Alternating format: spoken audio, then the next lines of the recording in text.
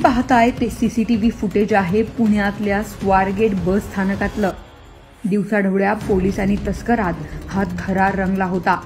भर गर्दीत हा गांजा तस्कर पळून जाण्याचा प्रयत्न करत होता, मात्र त्याचा पाठलाग करणाऱ्या पोलिसांनी अखेर त्याला गाठलंच आणि त्यानंतर उघडकीस आलं गांजा तस्करीचं रॅकेट। तर दाढी राखलेली, मानेवर इंग्रजी टॅटू, डोक्यावर काळी टोपी, काळी पॅन्ट आणि पाठीवर चॉकलेटी रंगाची सॅक घेऊन घातलेला एक तरुण स्वारगेट बस स्थानकात उभा आहे। त्याच्या बॅगेत गांजा असून तो वेळापूरला जाणारी बस पकडणार असल्याची गुप्त माहिती स्वारगेट पोलिसांना मिळाली होती।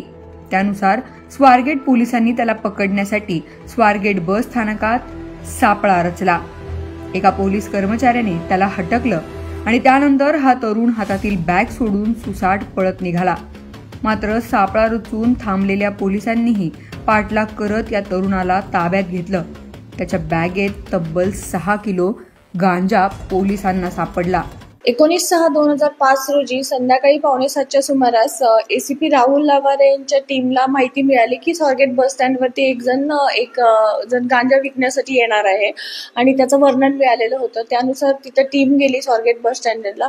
संबंधित वर्णनाची व्यक्ती मिळून आली आणि त्याची बॅग चेक करत असता त्याच्यामध्ये गांजाही आढळून आला।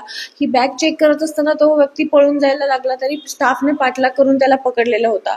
एकूण जो मुद्देमाल जप्त केलेला आहे तो जवळपास 16,46,000चा आहे आणि या व्यक्तीकडे, याचं नाव आहे नितीन पाल म्हणून, त्याच्याकडे फर्दर चौकशी करता असं कळालं की याच्यामध्ये अजून 2 लोकांचा समावेश आहे। ते वेळापूरचे आहेत।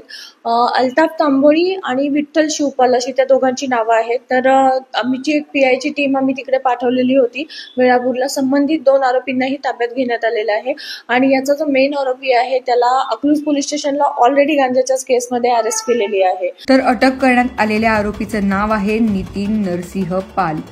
सोलापूर जिल्ह्यातल्या वेळापूरचा तो रहिवासी आहे। त्याच्याकडे केलेल्या अधिक चौकशीत आणखीन 2 आरोपींची नावे समोर आली आहेत। त्यानंतर पोलिसांनी पंढरपूर आणि वेळापूर येथून अल्ताफ इलाही तांबोळी आणि विठ्ठल उर्फ दादा हरी शिवपाल या दोघांनाही अटक केली आहे। अधिक तपास स्वारगेट पोलीस करतायत। पुण्याहून किरण शिंदेंचा रिपोर्ट, लोकमत व्हिडिओज।